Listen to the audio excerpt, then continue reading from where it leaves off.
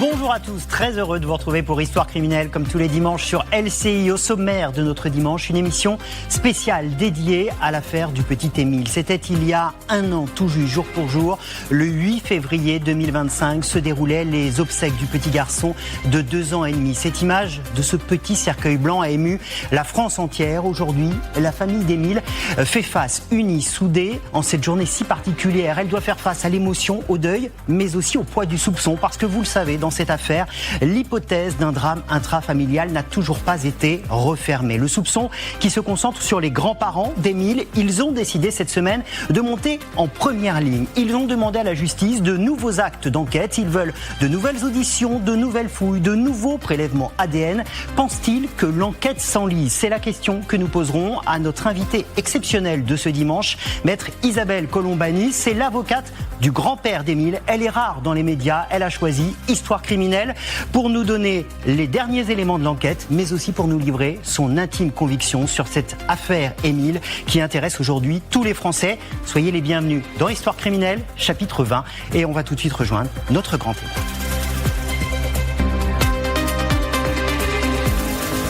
Notre grand témoin qui est donc maître Isabelle Colombani. Bonjour. Bonjour Monsieur Gaudin et merci pour votre invitation. Merci à vous d'avoir accepté parce que je le disais, vous êtes rare. Ça fait près de 6 mois que vous n'avez pas fait un point complet sur cette enquête. Vous parlez peu, vous attendez qu'il y ait des éléments pour parler.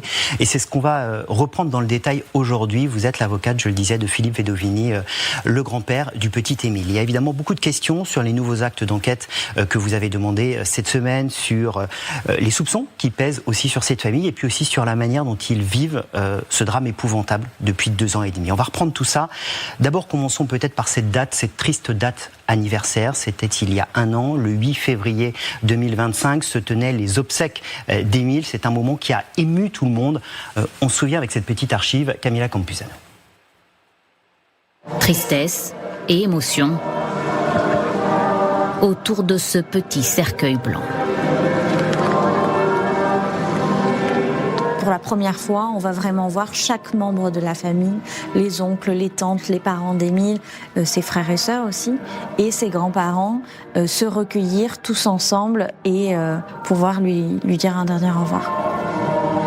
Pour la première fois, la famille accepte déjà notre présence. Je pense qu'ils ont compris et qu'ils souhaitaient vraiment remercier tous les gens qui les ont soutenus, parce qu'il faut savoir que depuis des mois, la famille d'Émile reçoit aussi des centaines de lettres de soutien d'anonymes qui ont été touchés par sa disparition, par son petit visage. La France entière touchée par ces images, parce que l'image d'un enfant dans un si petit cercueil, c'est évidemment insoutenable pour tout le monde, au premier chef évidemment pour la famille d'Émile. Comment vit-elle cette journée si particulière? Comment se sont-ils organisés pour vivre cette journée? Eh bien, cette journée, c'est un dimanche. Donc ce matin, je sais qu'ils étaient tous réunis pour une messe. Les grands-parents d'Émile étaient là, ses parents étaient là, les oncles et tantes étaient tous présents. Et pour avoir été en contact avec eux très tôt ce matin, je sais qu'ils ont prié ensemble et qu'ils ont chanté aussi, parce que chanter, c'est être en union de prière. Donc voilà, on a parlé d'Émile, on a prié pour Émile, et c'est sûrement un moment qui est douloureux pour eux aujourd'hui. On l'imagine. Ce que vous nous dites est important parce que ça veut dire qu'il n'y a plus de tension dans cette famille. On a eu entre les parents d'Émile et les grands-parents d'Émile. Aujourd'hui, c'est une famille soudée. Ça a toujours été une famille unie et soudée, il y a beaucoup d'amour. Il y a eu des tensions, je ne vais pas vous mentir, elles ont été ressenties l'an passé au moment des obsèques. Ces tensions sont normales. Lorsqu'on perd un enfant, combien de couples vont exploser? Là en plus, et vous l'avez dit en début d'émission, il y a eu le poids du soupçon. Ces tensions étaient prévisibles, mais j'ai pu les rencontrer pour les fêtes de fin d'année. J'ai vu des moments exceptionnels qui ont été vécus cette année pour la Noël, et je sais que là, ils font front et face tous ensemble. Ça veut dire qu'au sein de la famille, il n'y a pas de soupçon, il n'y a pas de doute? Au sein de la famille ne doute pas les uns des autres. Ils ont été confrontés aux soupçons, particulièrement à l'encontre de mon client, de Philippe Vedovini. Mais aujourd'hui, j'ai senti une évolution. Et je crois que vis-à-vis de l'enquête, ils sont tous dans une grande sérénité. Alors on va parler de cette enquête. Avant cela, vous le disiez, les soupçons se sont concentrés sur votre client. Il a été au cœur de l'enquête, il a été, on le rappelle, mis en garde à vue avec son épouse, avec un oncle et une tante d'Émile. Les soupçons, ils ont peut-être commencé il y a un an, ils avaient commencé dès le départ, mais ils se sont peut-être accentués il y a un an au moment de ces obsèques. Parce qu'ils ont donné lieu à beaucoup d'interprétations. Je voudrais qu'on reprenne ces images parce qu'elles sont importantes, que vous nous les expliquiez. Au moment des obsèques, on a beaucoup commenté le comportement de votre client. Philippe Vedovini qui sourit, qui fume une cigarette dehors, qui accueille les gens. Beaucoup de personnes ont pu trouver ça déplacé, inadapté. Et on dit, mais finalement, c'est qu'il n'a pas de chagrin. C'est extrêmement dur, mais c'est une interprétation qui a pu être faite. Qu'est-ce que vous répondez à ça ? Alors vous savez, je pense que Philippe, comme son épouse d'ailleurs, comme Anne, ce jour-là était dans une posture. C'était la première fois qu'ils étaient sous le feu des projecteurs. Ils avaient toujours fui les caméras, fui les journalistes, et Dieu sait si vous avez été nombreux devant leur portail de leur maison. Ce jour-là, ils étaient là et ils savaient peut-être pas quelle était la bonne attitude à adopter. Moi, j'étais présente aux obsèques. J'ai vu Philippe accueillir ses amis, les membres de la famille. Pour lui, c'était le moyen aussi de remercier tous ces gens qui les soutenaient et qui les portaient à bout de bras depuis la disparition d'Émile. Mais à l'intérieur de la basilique, j'ai vu autre chose. J'ai vu un homme qui s'est caché pour pleurer. J'ai vu une famille effondrée. Ils sont pudiques. Ils se montrent pas. Mais tous ceux qui étaient à l'intérieur ont pu constater que ce chagrin était intense. Il y a les images que vous montrez là, cette posture adoptée. Je comprends qu'elle ait pu faire parler. Mais c'est pas ce que j'ai vu, moi, de l'intérieur. Et sachez aussi que c'était important pour eux de dire merci. Voilà. Et aujourd'hui même, je vais pas vous cacher qu'ils m'ont envoyé un petit SMS ce matin à l'aube, à 6h du matin, pour me dire, maître, profitez de ce moment qui vous est offert pour remercier toutes les personnes qui nous ont soutenus. Tous ces amis qui ont manifesté un petit mot, un geste, une lettre, qui sont là, des gens qu'on connaissait pas, qui ont été présents et qui se manifestent au quotidien. On va reprendre tous les éléments qui peuvent peser, avoir alimenté ce soupçon. Mais un mot de votre client, comment il vit ce soupçon ? Parce qu'il sait que les enquêteurs, pour certains, ont une idée très arrêtée de ce qui a pu se passer, qu'une partie des Français peut s'être fait une idée sur des interprétations ou pas. Comment, lui, il vit ces soupçons ? Eh bien, non seulement il a une idée, mais en plus, il a pu voir, à travers les médias, qu'il a été très vite désigné comme le coupable potentiel. J'ai employé une fois le mot de coupable idéal. Il cochait toutes les cases. Il cochait toutes les cases et n'oubliez pas quand même que c'est un grand-père qui a perdu son petit-fils. Son premier petit-fils, l'aîné de ses petits-enfants.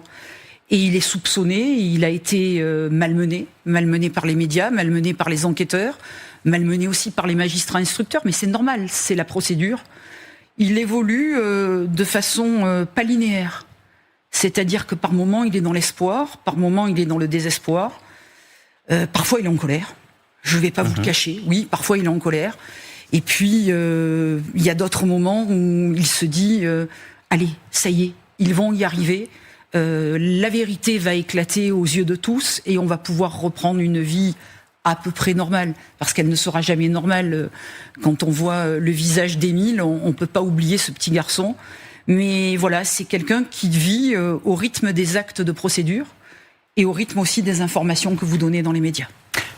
Juste après les obsèques, il y a un an, avec son épouse, ils ont publié un communiqué, les grands-parents d'Émile. On va reprendre une phrase, voilà ce qu'ils disaient à l'époque. « Le temps du silence doit laisser place à celui de la vérité. Nous devons à Émile, à ses parents et à tous ceux qui l'aimaient de ne pas abandonner tant que nous ne saurons pas. » On va voir dans un instant que vous demandez justement de nouveaux actes d'enquête, qu'ils n'abandonnent pas. Pourquoi sont-ils en première ligne dans cette affaire ?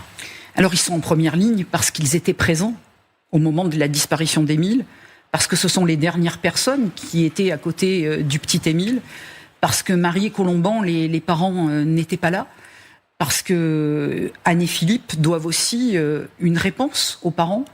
Ils se sentent responsables ? Mais Émile était sous leur surveillance. Émile était sous leur surveillance. C'est des grands-parents qui ont été affectés parce que oui, un moment d'inattention, ça peut arriver à tout le monde. On est dans une grande famille, c'est les vacances, c'est le premier jour des vacances. Il y a ce côté de l'insouciance. On commence ses congés dans ce petit coin de paradis où tous les enfants d'Anne et Philippe passaient régulièrement leurs vacances. Et premier jour, c'est le drame. Le drame parce qu'on perd Émile. On ne le trouvera pas jusqu'à cette issue où on va découvrir son petit crâne et où là, on sait qu'Émile est décédé. Et on va reprendre cette enquête et encore une fois les points qui posent question. Cette enquête, il y a quelques mois, au mois de novembre, vous avez décidé, alors peut-être de la relancer, en tout cas de la compléter. Vous êtes allé avec le grand-père d'Émile, avec son épouse, avec l'avocat de l'épouse du grand-père d'Émile, Madame Vedovini, au Haut-Vernay. Et vous avez mené une forme d'enquête. Qu'est-ce que vous avez fait au Haut-Vernay pendant plusieurs jours ? Alors déjà, ce qu'il faut savoir, c'est qu'au départ, les grands-parents et leurs enfants, je les représentais tous en tant qu'avocat des parties civiles. Leur placement en garde à vue, le 25 mars de l'année dernière, a fait qu'ils ont eu besoin chacun d'avoir un conseil et que ces conseils-là ne connaissaient peut-être pas forcément le village du Vernay, l'habitation des grands-parents, et que donc le déplacement sur site était aussi pour avoir une connaissance parfaite des lieux. On avait eu connaissance de l'intégralité du dossier fin septembre, oui. Et on y avait travaillé, et on a remarqué très vite que malgré cette enquête d'envergure qui a été faite, et j'ai entendu mon confrère Julien Pinelli le dire, et je ne vais pas faire l'inverse de ce qu'il dit parce que je pense la même chose. Le travail, il est colossal. Mais malgré tout, certains points ne semblaient pas avoir été suffisamment exploités, vous le dites. C'est pas une contre-enquête, on n'a pas les moyens. Nous ne sommes pas aux États-Unis, nous sommes en France. Nous, ce qu'on peut apporter à la justice, c'est simplement un complément d'enquête. On fait des demandes d'actes. Les demandes d'actes, on en fait régulièrement dans toutes les procédures d'instruction lorsqu'on est avocat de partie civile. Il y a rien d'étonnant à cela. Et là, vous avez demandé des éléments très précis, nouveaux. On va y venir dans un instant. Juste avant cela, vous le disiez, il a déjà eu énormément de choses de fait dans cette enquête. Il y a des fois des enquêtes qui démarrent très mal, où il n'y a pas d'investissement. On ne peut vraiment pas dire ça de l'affaire Émile. On va d'ailleurs revoir ça avec Raphaël Maillochon, qui nous a rejoint du service police-justice de TF1. Bonjour Raphaël. Bonjour Philippe. Il y a eu énormément d'actes d'enquête de fait depuis 2 ans et demi. Oui, on les a listés. Vous allez voir tous ces actes d'enquête. D'abord, dans un premier temps, ces recherches. 90 hectares environ explorés avec des chiens, des drones, des hélicoptères. Ensuite, classique, témoignages, analyse technique, notamment de la téléphonie et de la géolocalisation. Ensuite, des perquisitions et des fouilles. Très nombreuses, la résidence principale et secondaire, notamment des grands-parents. Et puis, dès qu'on a retrouvé les ossements d'Émile Soleil, il y a eu ces expertises anthropologiques, médico-légales sur les ossements et sur les vêtements. Et puis, plus récemment, de très nombreux prélèvements ADN, jardinières, 3 vélos, c'était au mois de décembre, ainsi que divers objets. Il y a même eu une mise en situation, c'est pas une reconstitution, oui. C'est une mise en situation si on prend les termes exacts. Exactement, les termes judiciaires. C'était le jeudi 28 mars 2024. 17 personnes ont participé en effet à cette mise en situation. Le but, reconstituer le contexte dans lequel Émile Soleil a été aperçu pour la dernière fois. Dans le détail, nous avons matérialisé ces silhouettes, je le disais, 17 personnes, 5 membres de la famille présents dans la maison, 3 qui sont passés par la maison, les 2 parents, bien entendu, d'Émile Soleil, 2 témoins et 5 voisins.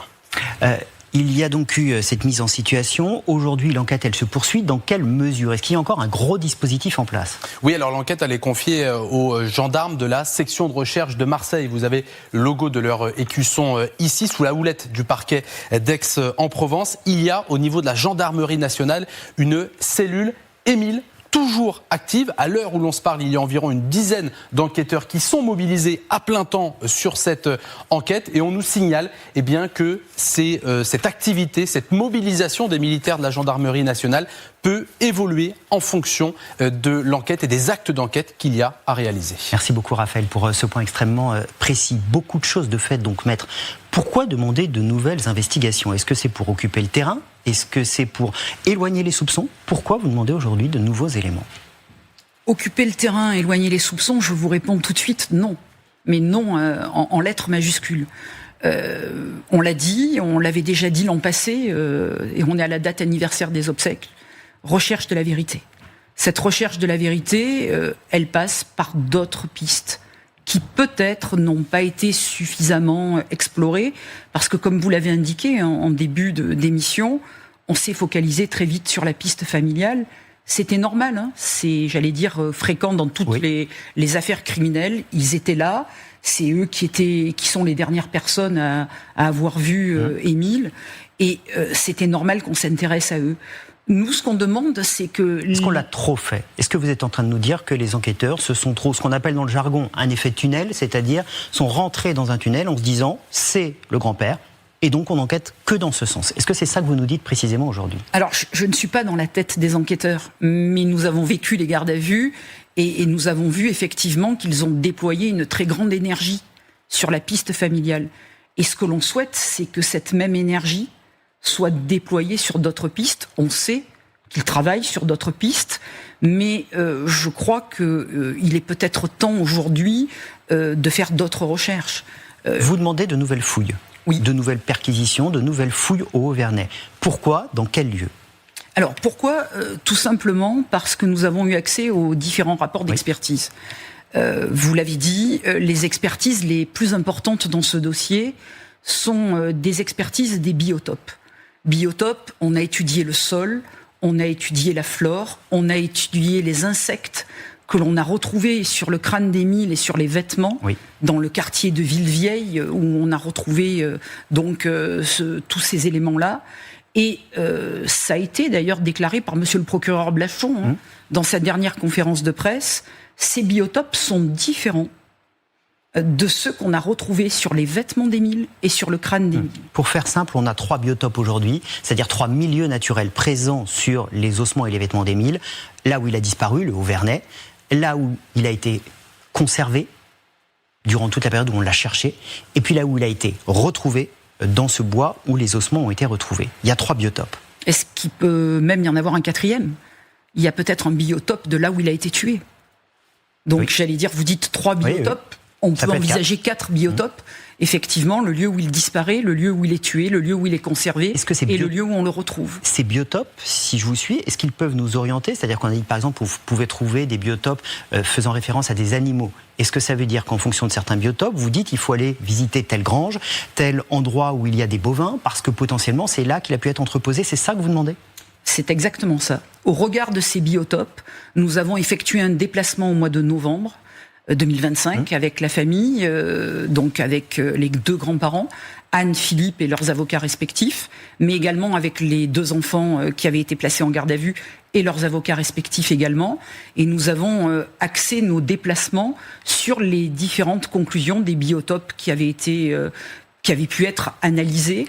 Et effectivement, on est sur des biotopes qui nous permettent de constater que peut-être certaines granges, certains hangars, certains lieux à connotation agricole n'ont peut-être pas été suffisamment exploités, voire pas du tout exploités. Est-ce qu'il y a une erreur là de ne pas avoir visité tous ces lieux de la part des enquêteurs ? Non, c'est pas une erreur, Monsieur Gaudin. C'est que la stratégie était différente. Les premières fouilles, lorsqu'on les fait en juillet 2023, on recherche un enfant. Peut-être un enfant qui s'est perdu, un enfant qui s'est caché, un enfant qui a pu s'amuser, qui a pu disparaître, tomber dans un endroit. Et c'est un enfant vivant qu'on recherche. Aujourd'hui, ce que l'on sait, et ça c'est de sources sûres, je trahis aucun secret de l'instruction en vous le disant, c'est le communiqué du procureur de la République, c'est que cet enfant, il a été tué par la main d'un tiers. Oui. Et que c'est son corps, son crâne plutôt, et ses vêtements ont été déplacés peu de temps avant leur découverte. Donc forcément, s'intéresser au biotope, c'est capital. Vous demandez également de nouvelles auditions. Est-ce que vous avez des gens sur lesquels vous avez des soupçons ? Qui voulez-vous qu'ils soient réentendus par les enquêteurs ? Vous n'allez pas nous donner de nom, j'imagine bien, mais le profil. Alors, déjà, moi, ça fait 30 ans que j'exerce cette profession. Je m'accroche à la présomption d'innocence dans tous les dossiers. J'ai pas pour habitude d'aller donner des noms, ni sur un plateau télé, ni même à un juge. Je suis pas enquêteur. Je vais pas endosser cette robe qui est vraiment trop large pour moi. Je vais rester dans mon rôle. On a demandé des auditions, des confrontations. Pourquoi ? Parce que certaines personnes ont été entendues dès le début de l'enquête. Au début de l'enquête, ce sont les gendarmes de Digne qui effectuent les premières auditions. La cellule dont vous avez parlé, la cellule Émile de la SR de Marseille, n'est pas encore là. Donc les auditions ne sont peut-être pas assez poussées. on n'a peut-être pas confronté les auditions de X par rapport à ce que déclare Y. Et on a pu constater, nous, à la lecture des auditions, qu'il y avait parfois des manquements, des omissions, des contradictions. C'est pas pour autant que les gens sont coupables, mais ça mérite quand même qu'on s'y attache. Vous demandez également de nouveaux prélèvements ADN. Alors on rappelle que sur les ossements et sur les vêtements d'Émile, on a retrouvé 2 traces partielles d'ADN inconnues, extérieures à la famille. Ça veut dire que ça pourrait être évidemment un lien précieux. On n'a pas pris l'ADN des 40 personnes, je parle sous votre contrôle, qui étaient au Auvernais le 8 juillet ? Non. L'ADN de la famille a été prélevé. Et sur les premières personnes qui ont été entendues au village, il n'y a pas eu de prélèvement ADN effectué.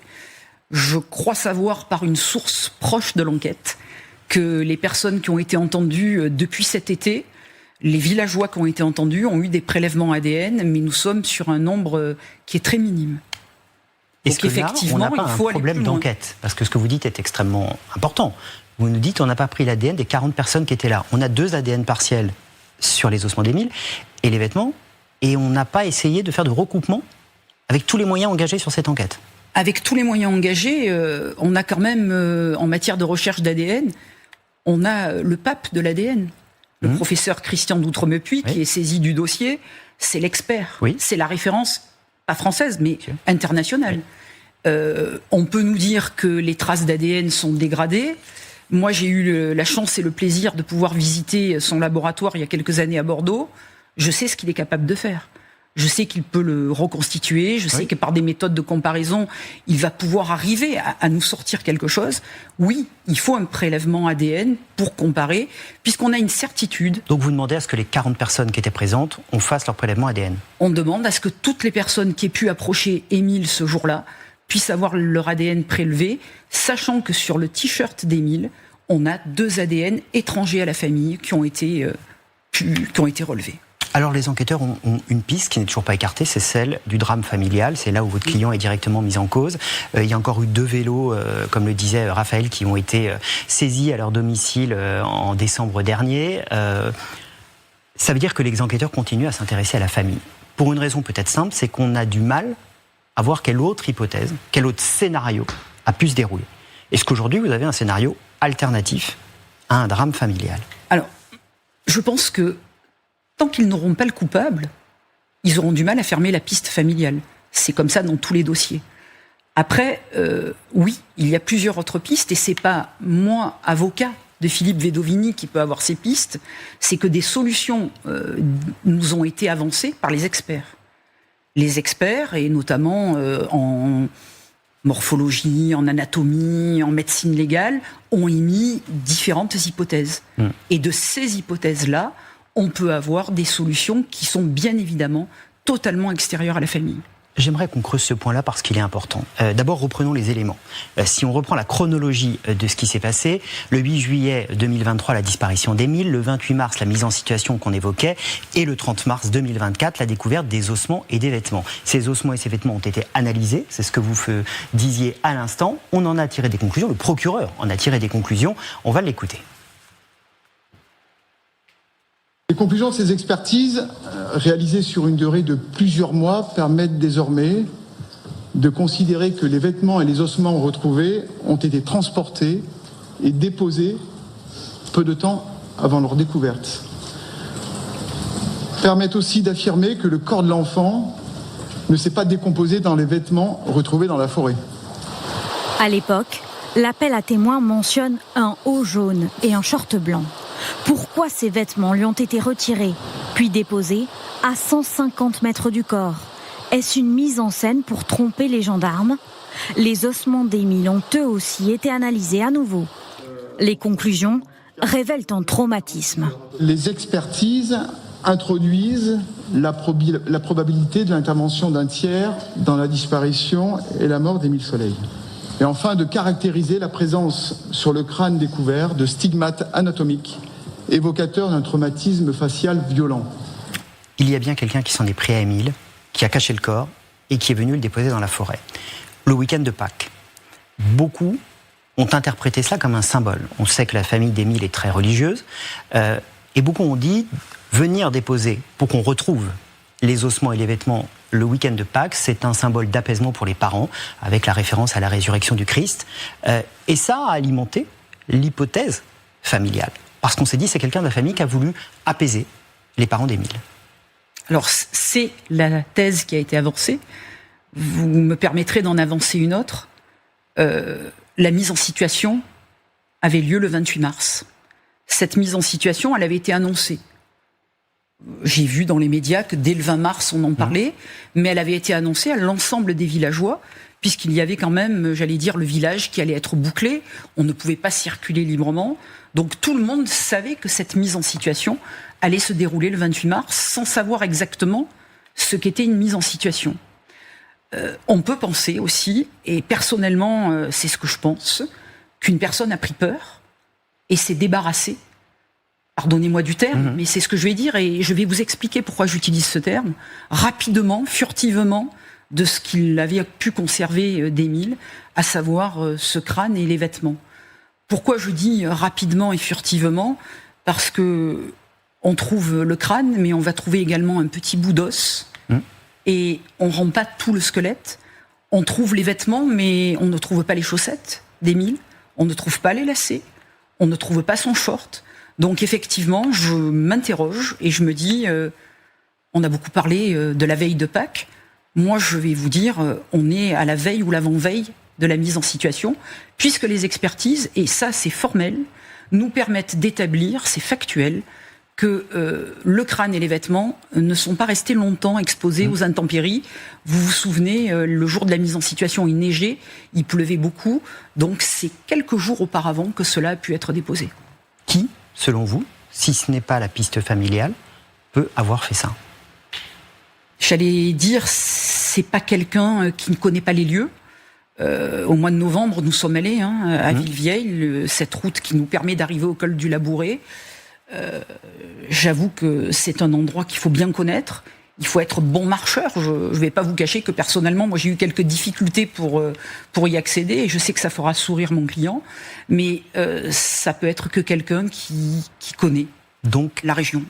Quelqu'un qui connaît bien le Haut-Vernay, voire qui y habite ou qui y vient régulièrement. Qui y vient régulièrement, il peut y venir pour y travailler, il peut y venir pour des loisirs, il y a des tas de solutions. Et c'est ces pistes-là qu'on en a mis sur la table avec mon confrère pour aller vers des demandes d'actes. Cette information, évidemment, elle n'exclut pas votre client, parce qu'il connaît parfaitement le Haut-Vernay. Votre client aussi, il y a eu son comportement, on en a parlé, il y a aussi son passé qui est remonté. Puisqu'on parlait de la religion, on est remonté au début des années 90. À ce moment-là, il était encadrant dans une communauté religieuse traditionnaliste. Beaucoup d'élèves à Riaumont, dans le Pas-de-Calais, beaucoup d'élèves ont parlé, disant qu'il était violent, impulsif, et qu'il se prêtait à des châtiments corporels. Est-ce que ça ressemble à votre client et comment il répond à ces témoignages-là, qui l'accusent très directement et très précisément? C'est des témoignages très détaillés qui sont donnés. Alors, M. Gaudin, déjà, nous ne sommes pas en 2025 ou 26, nous sommes dans les années 90. Philippe Vedovini, il a 25-26 ans, il est séminariste.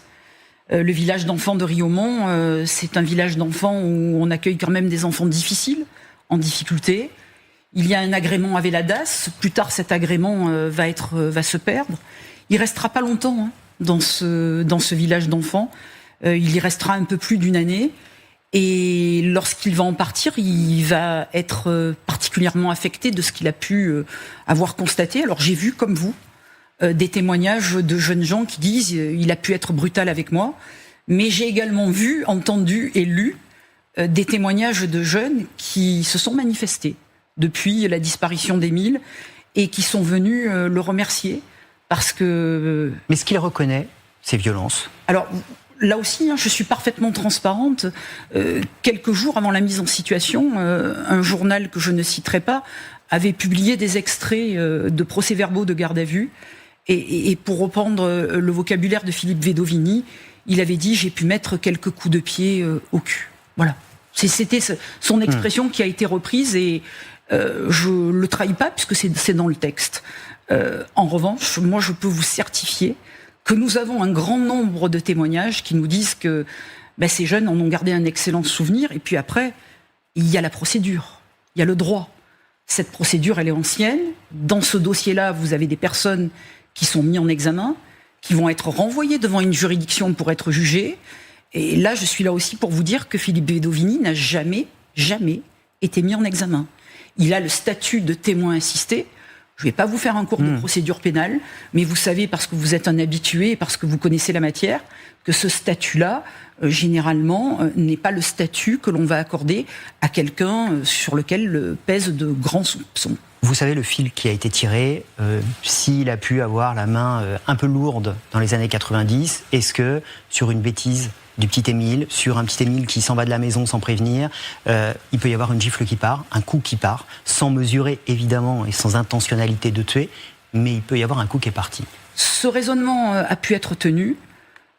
Les différentes expertises qui ont été menées écartent la gifle ou le coup. Parce que coup violent. Parce que le traumatisme facial au niveau du zygomatique droit est particulièrement violent et ne peut pas venir d'une main humaine. Donc ce raisonnement-là ne tient pas. On peut se saisir d'un objet sous un coup de colère. On peut tout faire, Monsieur Gaudin. Mais là, vous êtes, j'allais dire, dans la supposition, dans le virtuel. Les expertises qui sont vraiment d'une qualité extrême partent d'une hypothèse probable à une hypothèse moins probable et à des hypothèses possibles. Et celle que vous venez d'évoquer n'est peut-être pas la première qui est évoquée par l'expert. Et vous comprendrez que je ne peux pas aller plus loin dans les explications, parce que là, ça appartient aux enquêteurs et aux 2 magistrats instructeurs en charge de ce dossier. Et on est là, vous avez raison, dans l'hypothèse, parce qu'il n'y a pas eu de mise en examen dans ce dossier. Depuis 2 ans et demi, il y a eu ces 4 gardes à vue. C'est tout. La question qui se pose, c'est de savoir si on est en train de faire du dossier Émile un cold case. Est-ce qu'on va savoir la vérité? Comment relancer cette enquête? C'est la question qu'on va se poser dans un instant. Vous restez avec nous, maître Isabelle Colombani. Dans un instant, la suite d'Histoire criminelle.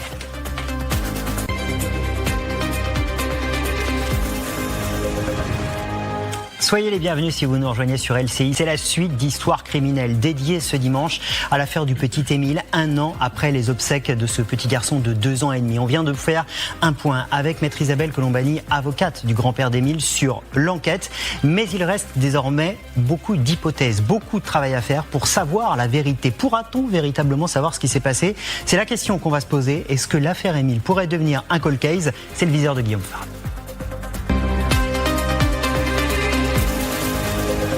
Bonjour Guillaume, Bonjour merci Philippe. de nous avoir rejoints. Je le disais, il y a eu, et on l'a vu ces dernières minutes, énormément d'actes d'enquête qui ont été faits dans ce dossier. De nouveaux actes d'enquête demandés cette semaine par les grands-parents d'Émile. Et pourtant, depuis 2 ans et demi, pas de garde à vue, 4 gardes à vue, pas de mise en examen. On se demande si cette affaire, elle pourrait, comme l'affaire Grégory, devenir un cold case. Vous avez presque répondu dans la question. La réponse est plutôt non. Parce qu'en fait, un cold case, qu'est-ce que c'est? C'est une enquête qui piétine au départ et qui va tellement piétiner qu'elle va finalement devenir un peu en sommeil. Et on va la réouvrir plus tard, parfois en la reprenant à zéro. On en est très loin. À dire vrai, depuis 2 ans et demi, on comprend, c'est lent, c'est long, c'est toujours trop long pour les familles. Mais on a quand même progressé. Vous l'avez rappelé tout à l'heure. Il y a certaines hypothèses qui sont maintenant exclues. On sait qu'Émile n'est pas mort après avoir chuté dans un ravin. On sait que c'est pas non plus une bête sauvage qui s'en est pris à lui. On sait qu'il y a un coup qu'il a reçu au niveau du visage. Donc son corps a été en partie retrouvé. Les hypothèses se resserrent. Est-ce que c'est un homicide involontaire, homicide volontaire? En tout cas, il y a une intervention humaine. Donc l'enquête avance. C'est toujours trop lent, mais l'enquête avance. Donc rien que de ce point de vue, on ne peut pas dire que c'est un cold case. La question, si l'enquête avance, c'est de se demander comment, à un moment, elle évolue vraiment. Est-ce qu'il y a, puisque j'évoquais l'affaire du petit Grégory, on a souvent fait un parallèle entre ces 2 affaires, une forme peut-être d'omerta, de silence qui peserait au Auvernais, comme à l'éponge sur Vologne, une sorte de silence, de tabou où personne ne parle. Les parallèles avec le petit Grégory, au-delà du fait que dans les 2 cas, c'est un petit garçon très charmant d'ailleurs, qui avec un visage auquel la France s'attache, qui est la victime. C'est aussi qu'on est dans un milieu rural, reculé, il y a une sorte de huis clos. Mais les parallèles s'arrêtent pour ainsi dire un peu là. Dans l'affaire du petit Grégory, il y a une rivalité entre 2 familles qui est extrêmement forte. Ma connaissance, c'est pas le cas au Vernet. Enfin, je connais pas d'ennemis qui auraient été désignés ou mis en exergue par l'enquête à la famille du petit Émile, comme c'était au contraire le cas dans l'affaire du petit Grégory. Et puis dans l'affaire du petit Grégory, il y avait aucun doute sur le fait que le l'homicide était volontaire. Là, on ne sait pas. Ça peut être un homicide involontaire. On ne sait pas s'il y a eu, dans le cas de petit Émile, des violences ayant entraîné la mort sans intention de la donner, comme on dit en droit pénal. Ça, on ne sait pas. Dans l'affaire du petit Grégory, au moins une certitude, c'est qu'il s'agit bien d'un homicide volontaire. On l'a retrouvé dans la Vologne, les membres attachés, ce qui n'est pas non plus le cas de l'affaire du petit Émile. Donc les parallèles vont s'arrêter ici. En revanche, ce qui est sûr, c'est que dans l'affaire du petit Grégory, ça parle pas, ça parle peu. Et donc c'est une question que je voulais vous poser, maître. Est-ce que quand vous êtes allé au Vernet, vous l'avez dit il y a quelques instants, vous l'avez dit à Philippe, vous avez constaté qu'il y avait une forme de silence organisé, qu'il y avait une volonté des habitants du hameau de ne pas parler? Alors, nous sommes allés au Vernet à 2 reprises. La première fois, c'était la mise en situation, donc le village était bouclé. Et la seconde fois, c'est au mois de novembre 2025, où effectivement, il y a peu de villageois qui étaient présents. Moi, j'avoue que j'ai croisé quelques villageois. Ils n'ont pas eu forcément envie de venir nous saluer, ni de nous apporter un geste ou un mot de soutien. En revanche, j'ai vu des rideaux qui bougeaient derrière les fenêtres. Oui, on était regardés, mais de derrière les fenêtres. Ils ne parlent pas, donc. Ils ne nous parlent pas. Ils ne veulent pas parler. Il y a quand même dans ces deux affaires un autre point de similitude, c'est la pression, on n'en a pas encore parlé, mais la pression sociale, médiatique, sur ces deux affaires.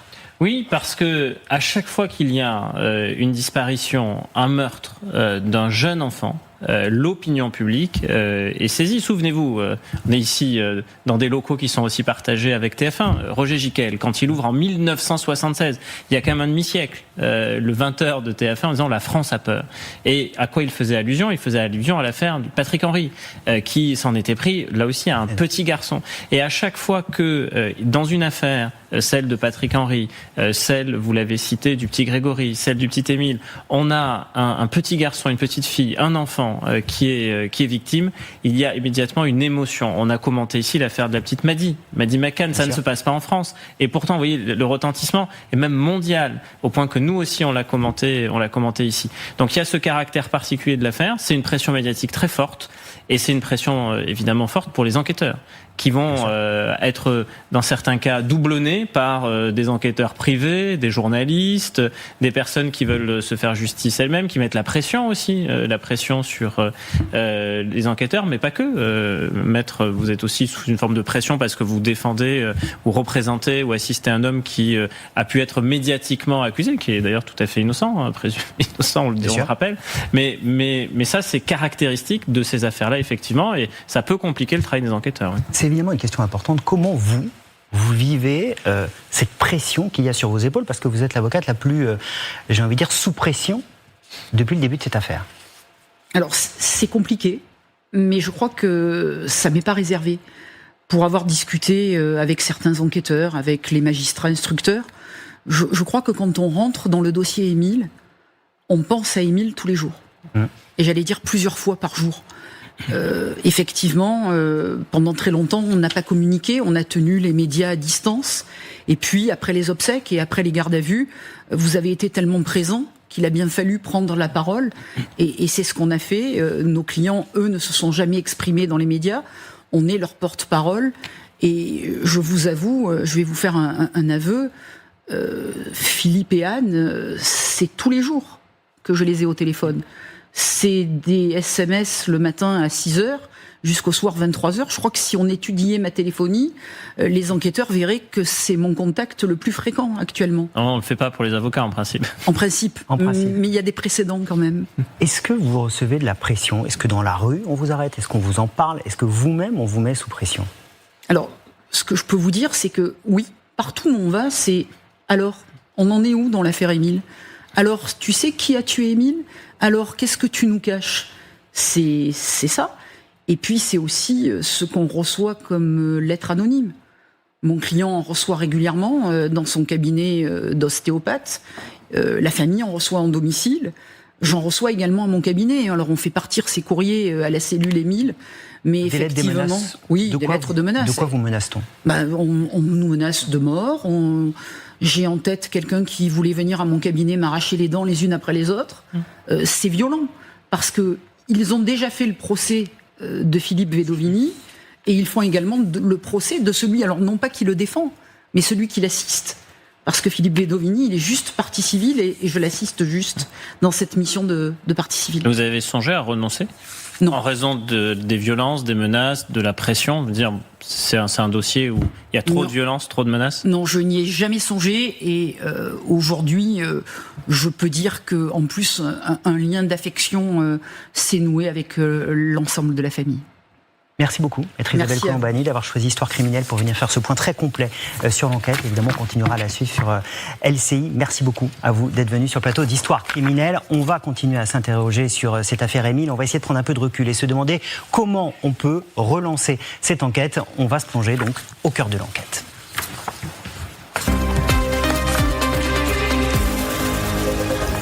Et mes invités vont me rejoindre pour répondre à cette question. Comment relancer l'enquête sur l'affaire Émile ? Comment savoir la vérité ? Alors que beaucoup d'actes ont déjà été réalisés, que la famille en demande de nouveau, que peut-on faire de plus ? Est-ce que c'est cette fameuse omerta qu'on évoquait à l'instant qui permettra, si elle se brise, de régler ce dossier ? C'est la question qu'on va se poser avec nos invités. Ronan Folgoas, bonjour, merci beaucoup d'être avec nous. Vous êtes journaliste police-justice au Parisien. Vous suivez cette affaire depuis le début. Vous la connaissez très très bien et ce sera précieux d'avoir vos lumières. Et puis Gilles Leclerc est également avec nous. Bonjour Gilles, vous êtes préfet honoraire, ancien chef de la brigade criminelle de Versailles.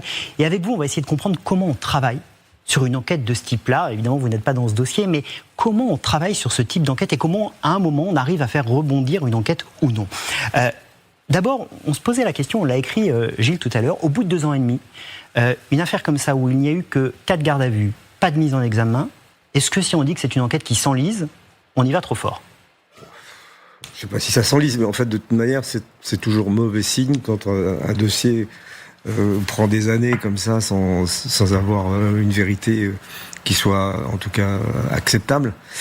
Donc c'est vrai que c'est difficile. Donc on voit bien que ça piétine un peu, parce que bon, les pistes nouvelles sont de plus en plus difficiles à trouver, puisqu'il y a eu beaucoup de travail de fait avec les enquêteurs et les juges.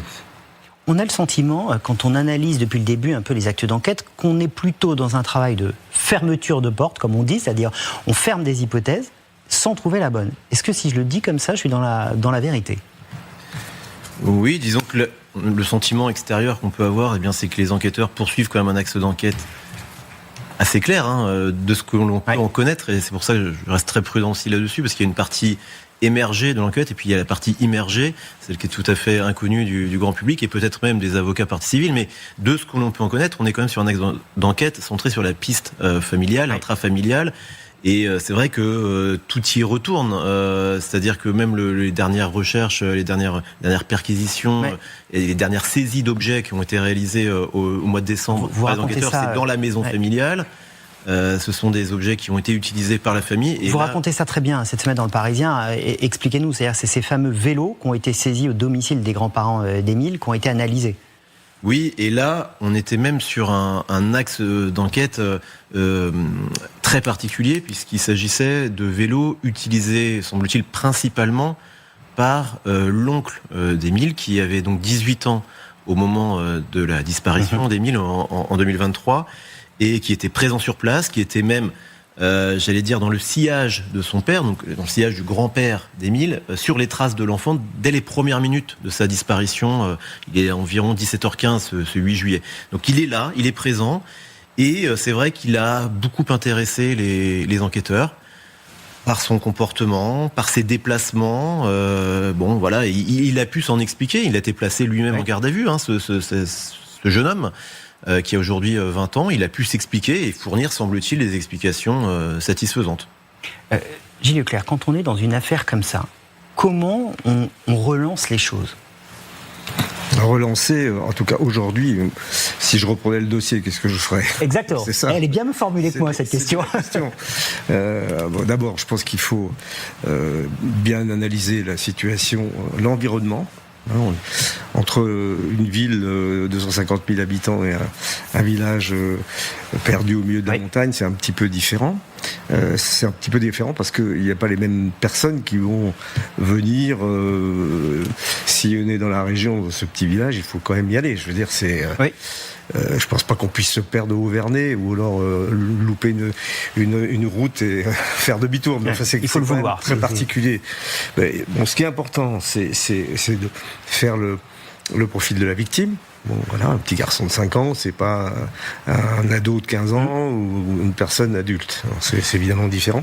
Les proches, l'environnement familial, l'environnement tout court du village. Et puis, est-ce qu'on peut, avec tout ça, faire des hypothèses? Est-ce que vous voyez un prédateur sexuel venir chercher une proie dans un village de montagne? Je pense que si on a des pourcentages, on peut exclure cette piste. Évidemment que ça peut arriver, exceptionnellement, mais enfin vraiment, il faudrait que le type soit quand même un petit peu incertain de trouver la proie qu'il cherche. Bon, une fugue à l'insu de la famille, c'est ce qui s'est passé. En fait, c'est une espèce de petite fugue. D'ailleurs, je crois même probablement qu'il est parti sans se rendre compte qu'il sortait de l'environnement familial. Forcément défaut de surveillance, mais ça c'est lié au précédent. Et puis après, évidemment, la piste peut-être la plus acceptable actuellement, c'est peut-être qu'il s'est passé quelque chose de fâcheux, que ce petit, il a peut-être gêné quelqu'un, qu'on l'a poussé, ou qu'il a peut-être reçu une gifle, on n'en sait rien en fait finalement, et qui tombe malencontreusement sur un objet contondant, et puis qu'on se retrouve avec le cadavre du petit sur les bras. Alors là, a priori, effectivement, ce que nous disent les analystes, c'est que c'est plutôt un coup avec un objet qui a été porté. Puisqu'il est effectivement, il n'est pas mort sur le. On le retrouve dans le petit ruisseau. Il y a un élément de l'enquête, sur lequel je voudrais revenir. Maître Colombani nous a détaillé les nouveaux éléments d'enquête qu'elle demande. Et on apprend que les 40 personnes qui étaient au Auvernais ce jour-là, on n'a pas fait leur prélèvement ADN aux 40. Qu'on n'a pas fouillé toutes les granges et tous les hangars. Ça a de quoi surprendre quand même. Alors, on les a pas fouillés. Moi, de ce que je comprends, c'est que ces lieux ont été fouillés, inspectés. Au Mais tout entre début. inspecter et fouiller et réaliser des prélèvements ADN, il y a un monde. Et en fait, ce sont des lieux qui ont, dans le temps qui précédait la découverte des ossements et des vêtements de l'enfant, c'est des lieux qui ont été inspectés peut-être et très probablement, mais peut-être pas avec la même. On cherchait pas forcément la même chose, et pas avec des recherches très très fines, type recherche de traces de sang, qui implique l'utilisation du Blue Star. Pas de prélèvement non plus ADN pour essayer de retrouver peut-être des traces du passage de l'enfant. Tout cela n'avait pas été fait puisque peut-être que dans le temps qui précédait la découverte des ossements, il n'y avait pas cette logique d'enquête encore qui était prégnante à ce moment-là. Et là, après la découverte des ossements, c'est vrai que ces lieux auraient pu être investigués à nouveau, et c'est ce que les avocats des parties civiles semblent demander. Je pense que ce travail a été fait, mais peut-être pas aussi profondément. Ça, c'est possible. Moi, je suis un peu surpris quand même que les 40 personnes du Auvernais qui étaient là ce jour-là, on n'ait pas fait de prélèvement ADN, sachant qu'il y a 2 traces partielles d'ADN inconnues retrouvées sur les ossements et les vêtements d'Émile. Je suis tout à fait d'accord avec vous, à tout le moins, au moins faire les prélèvements de ces personnes-là, connues, parce que il peut y avoir des gens évidemment qui n'étaient pas connus, qui sont passés dans le même trait de temps, mais c'est vrai que c'est quand même pas une grosse charge de travail. Ça a été fait dans bien d'autres enquêtes. Je me souviens à Saint-Malo, une affaire qui avait défrayé la chronique, où on avait pris l'ensemble des habitants du village environnant. Je pense que ça permettrait au moins d'exclure. Est-ce que vous qui suivez ce dossier depuis le départ et vous suivez beaucoup de dossiers depuis très longtemps, vous êtes un spécialiste, elle est particulière cette affaire? Oui, moi, l'événement qui la rend tout à fait singulière, exceptionnelle, quasi paranormal, c'est ce moment de la découverte des ossements et des vêtements.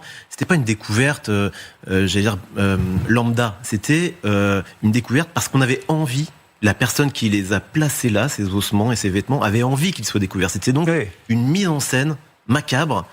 Qui avait une logique interne qu'il faut maintenant découvrir. Et je pense que la partie, le profil psychologique de l'auteur ou des auteurs, puisque là on fait comme si en fait il y avait un individu qui aurait donné le coup fatal à Émile, qui aurait ensuite caché le corps tout seul, qui l'aurait ensuite, qui aurait placé comme ça ces ossements au milieu d'un sentier de 3 mètres, comme si c'était une seule et même personne. Mais ça, c'est une hypothèse parmi d'autres. Il se peut aussi que plusieurs personnes interviennent dans ce processus, et que là, la personne qui a placé ces ossements, ces vêtements, savait peut-être qu'elle fournissait aussi des éléments matériel susceptible de confondre le jour venu l'auteur des faits. Peut-être. Donc, C'est un schéma très particulier, vraiment très particulier, où on peut avoir l'impression que un cercle de personnes, un cercle évidemment extrêmement réduit, peut-être 1, 2, 3 personnes, ont participé au fait et gardent un secret qui tient pour l'instant, ça fait 2 ans et demi que ça dure. Vous employez le mot secret, et c'est le mot juste. On évoquait l'affaire du petit Grégory. Alors évidemment, tout n'est pas du tout comparable. Mais Maître Colombani le disait à l'instant sur ce plateau, pour elle aussi, c'est quelqu'un qui connaît le Haut-Vernay, donc au moins qu'elle a l'habitude d'y aller. Est-ce qu'on peut imaginer qu'il y a une forme d'omerta, en tout cas des gens qui savent, dans ce village, qui ne disent rien, et on voit bien à quel point dans une affaire comme Grégory, faire parler des gens, même plus de 40 ans après, on n'y arrive pas. Et tout repose là-dessus. L'affaire Grégory, on a beau faire des analyses ADN, faire des analyses vocales sur le corbeau, on voit bien que tant que personne ne parlera, on aura bien du mal à avoir une vérité dans ce dossier. Ça, c'est sûr que c'est une évidence que quand on a des gens qui parlent ça simplifie l'enquête. Et qui ont vécu la scène, c'est beaucoup plus facile que dans le cas contraire. Mais enfin, moi, je pense qu'il faut regarder un petit peu. Moi, j'ai été pendant 10 ans à superviser les homicides, et Dieu sait si on a eu des affaires de cadavres très nombreuses pendant les 10 ans que j'étais à la police judiciaire de Versailles, et puis après aussi. Mais moi, ce qui m'a toujours frappé, c'est nous, comme ça, avec le retrait, on réfléchit de façon rationnelle.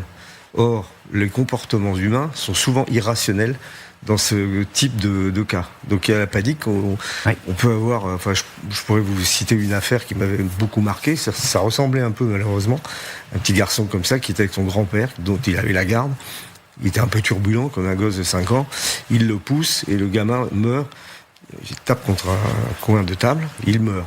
Que fait le grand-père ? On pense qu'il va appeler sa fille, etc., etc. Mais non, il prend sa tronçonneuse, il le découpe, et il fait un jeu de pistes, et on retrouve comme ça la tête de l'enfant au BHV, alors que ça se passait dans le nord du Val d'Oise. Vous imaginez ?